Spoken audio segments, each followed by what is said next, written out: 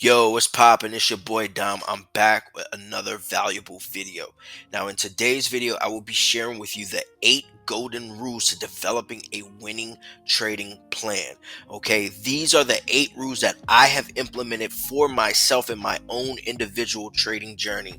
Now, hopefully, by the end of the video, you can take little tidbits or you can take the whole thing away and rip it off and apply it to your own personal journey. Okay, and so hopefully by the end of this you'll be able to create your own forex trading plan.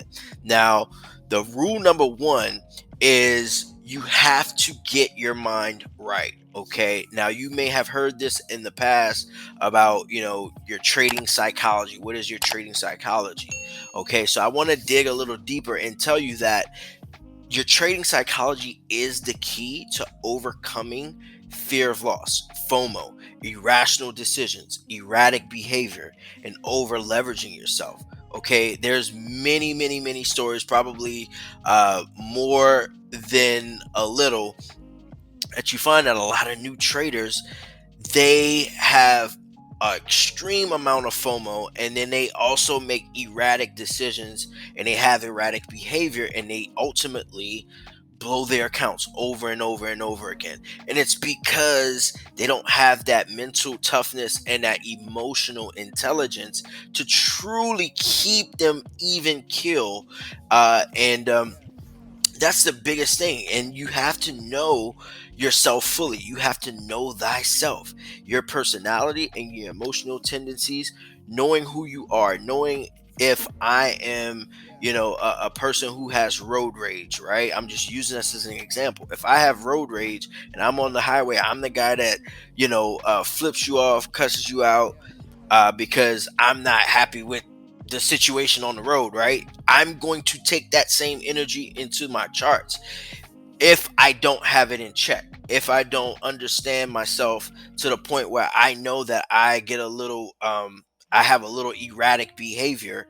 Um, if I know that, then I need to tailor, my personality. I need to tailor my trading towards my personality and, my overall emotional intelligence. Okay. And so, which brings me straight to, you have to decide who you are as a trader, right? Now, you need to know, am I a patient or am I an impatient type of person? The reason why you have to ask yourself this is because depending on your level of patience will ultimately segue directly to the type of trader you become or the type of model you decide to kind of like go by. And so the more extreme on the patient side, the more you will be leaning towards swing trading or long-term position trading. And the more extreme you are on the totem pole of being impatient, you will find yourself to your lack of patience sticking more to the scalper, intraday trader, or just a day trader, right? Someone who holds a trade from anywhere from 5 minutes up to maybe 5 hours.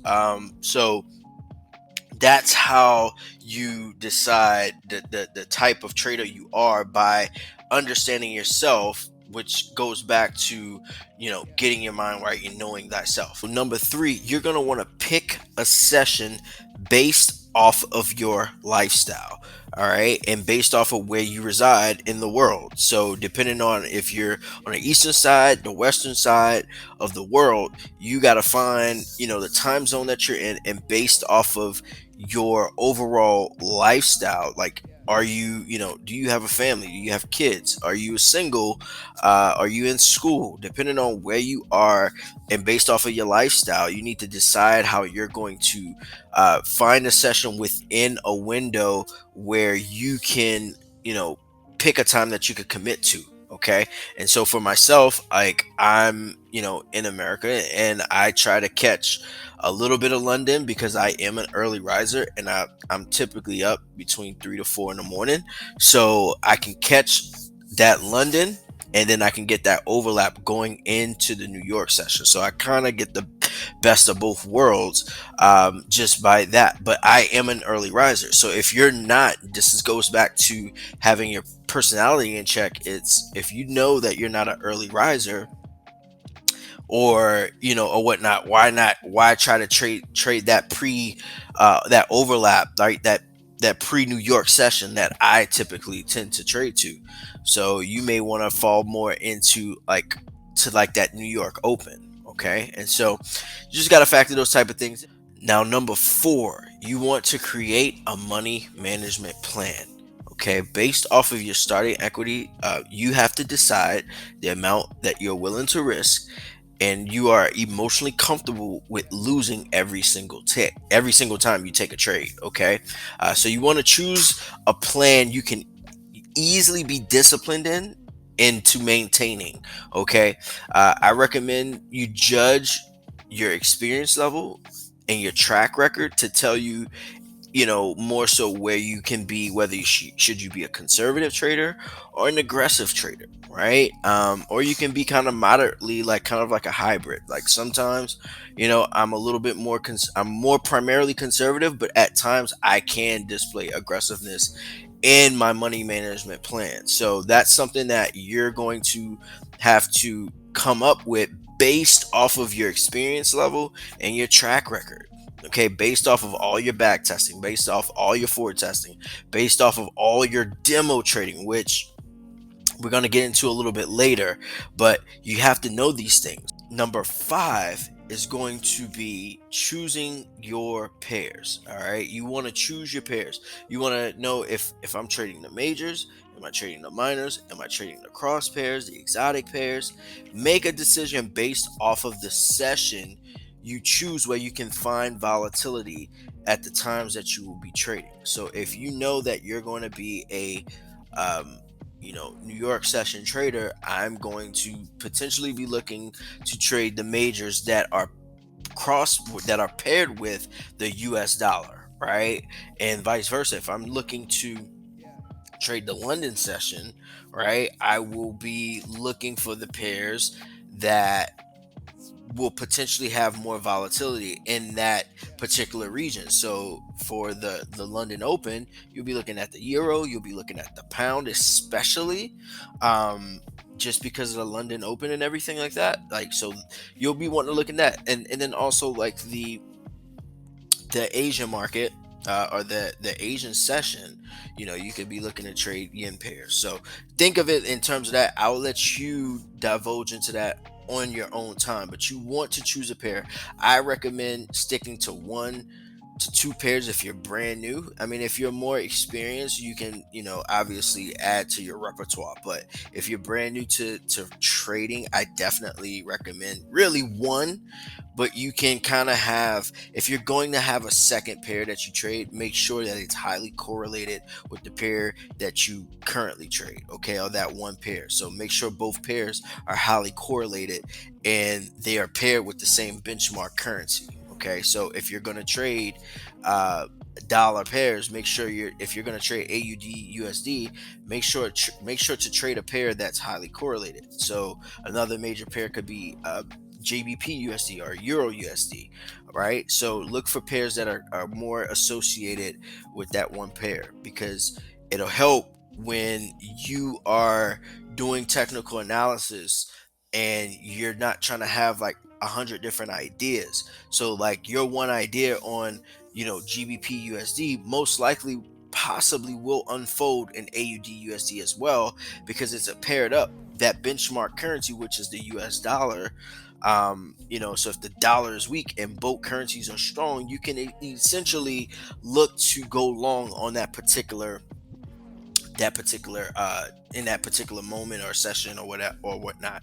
So you won't have to flip flop and look at all these different pairs and try to figure out, oh man, like how can I you know um be so like focused, right? So this allows you to be focused. So number six, okay, rule number six, you want to trade with a very specific strategy and create a set of rules. Okay, a strategy that you can do your top down analysis the same way every single time, no matter what pair you're trading, no matter what instrument you're trading. Okay, you want to be very specific with that strategy, and you want to create a rule set to enter and exit trades. Okay, so you want to have those rules to give you strict guidelines to know exactly, okay, I should enter this way using this technique at this time frame, and I should exit or I should scale out. So you want to have very specific rules with your strategy. Now, rule number 7, you want to trade your demo account.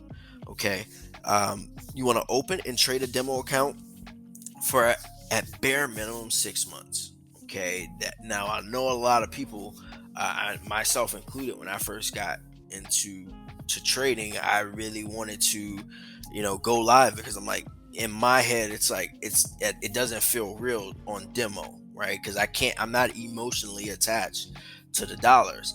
And once I realized that being emotionless in trading is the key to everything anyway, right? That's the ultimate key to your psychology and emotional intelligence, right? Is that I need to be emotionless when I am trading. If you want to, everyone, wants to, trade like an institution, right? Or they want to have this institutional mindset, or trade the smart money concepts. Well, a key to that, if you're a big hedge fund, or what have you, you're trading a fund on behalf of a bank or a large fund, equity firm, right? You have to be emotionless when you're setting trades, right? When you think of the big guys. So that goes into tying in to how to trade like smart money. That's a piece of it. That's just the mindset part of it, right? So you want to trade demo as long as you can. Like, take it as serious, and that's the key. You have to take it seriously. And I know that's very difficult in the beginning, when you're really like, just like, your mindset is like, I gotta make money, I gotta quit my job, I gotta, you know get my Tesla, or whatever, like, whatever your goals and aspirations and dreams are. You know what I'm saying? Your dreams will, you know in so many ways, like, hold you back a lot of times. And what I mean by that is, when you're so stuck on that big picture of the result, you miss like everything else. Like, the whole goal of trading is to elevate your skill set, right? Is to be a great, skillful, precise trader, like, develop a system. And this took me like a while. I was preached the same thing when I first started, and it went in one ear out the other, because I didn't want to hear it. I'm like, dude, what the fuck are you talking about? I just want to come trade and make some money, and buy a new car, whatever, get me out of my situation, quit my job, whatever it is, right? And so you want to try to prolong going live by trading on demo for as long as it takes you, really, to accumulate the wisdom, emotional intelligence, the emotional toughness and experience with your overall plan, right? This is important to create a track record of your wins and losses, but also the effectiveness and efficiency of your trading model and or strategy. Okay, so trading demo helps build that confidence in your overall trading plan, your money management plan. It helps you develop the skill set, but then also it helps build that confidence in you. So when you do, for rule number 8, which is really not a rule, but it's going live, because you go live, really, there's no set time or a limit, but you must go live once you really develop, that confidence and everything like that. And allow yourself time to grow while trading a demo account. Okay, give yourself permission to be wrong.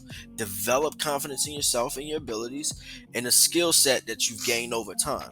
You develop emotional intelligence when you seriously and intently follow your trading plan, and that is key. Okay, you want to develop emotional intelligence when you seriously and intently follow your trading plan, meaning, like, stick to it, don't give up on it, like, trade it and trade it and trade it and trade it. After you trade it 100 times, trade it 100 more times, back test it 100 times, 1,000 times, forward test it.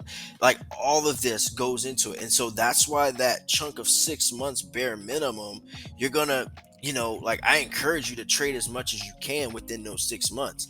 Volume, like repetition, repetition, repetition.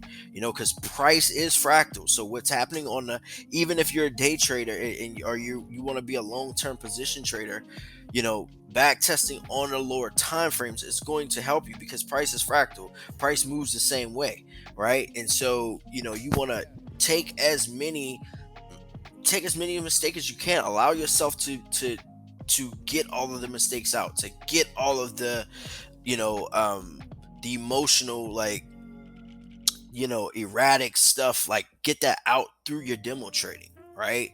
And then you can, once you're ready, and this is, everybody's ready at a different time. It may take one trader, 3 6 months. It may take someone else, a year, 18 months, like 4 years. There's traders that's been trying to get it together for 4 years, right? So, like, think of the journey, right? You got to fall in love with the journey, and go live when you're ready and you're willing to accept all the risks.